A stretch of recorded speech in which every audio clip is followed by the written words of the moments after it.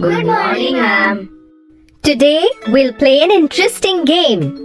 I will try to tell you about a thing using hand gestures. And you have to guess what I'm hinting at. Okay? Yes, ma'am. A book! Right! A bird. Absolutely correct. Now tell me this. A bull. Bravo! All my students are so smart. You know, it is slightly more difficult to talk through actions and gestures. The game we played today helped us understand how can we talk without using words.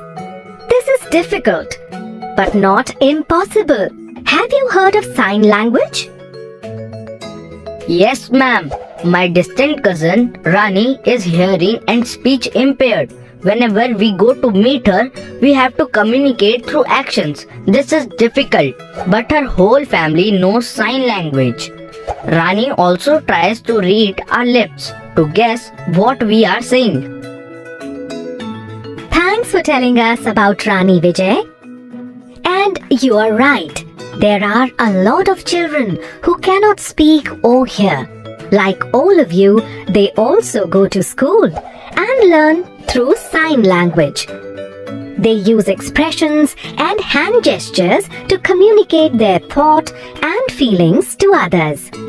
There is one more place where hands and expressions or mudras and bhavs are used in dance. If you've ever seen classical dances like Kathak or Bharatanatyam, then you would have noticed that the dancers use a variety of mudras to narrate mythological stories. Observe the pictures of a few mudras now. This mudra depicts a peacock. This one, a bird. And this one, a mouse. Think of one more classical dance, Kathakali. Have you all ever heard of this dance form? Yes, ma'am. This dance form is counted among the most prominent classical dances of Kerala. You're right, Shreya. The most fascinating thing about this dance form is the abhinay, or the ability to narrate a story through facial expressions. Look at these pictures of Kathakali dances. Aren't they amazing? What do you notice in this expression? Anger. Now tell me, if I say, my doll is lost, won't you find it odd? Our faces mirror our feelings. A toddler who cannot yet form words is able to say so much using expressions and hand gestures. Now, I will tell you about some people. You have to guess the expression on their faces. Pooja was gifted a new frock today. What would be her facial expressions? Neeta's father found out that she hasn't completed her homework.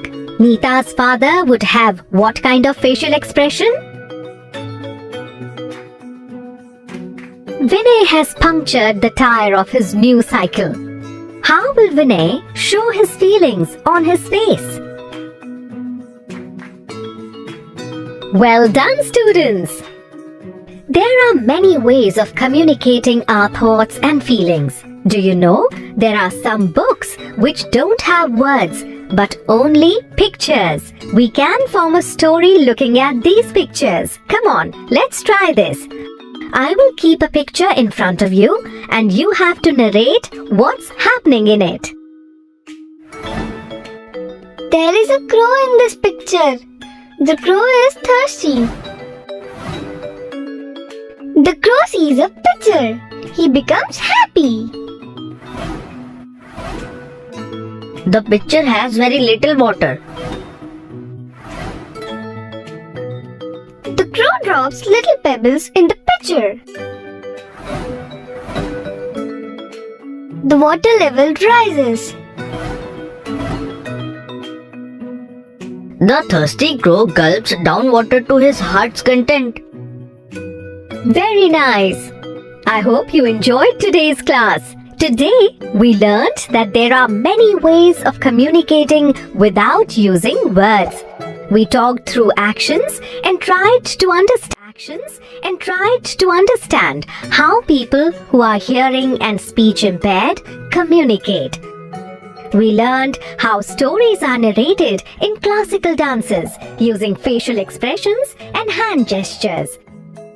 Then we focused on the importance of expressions and finally made a story by reading pictures.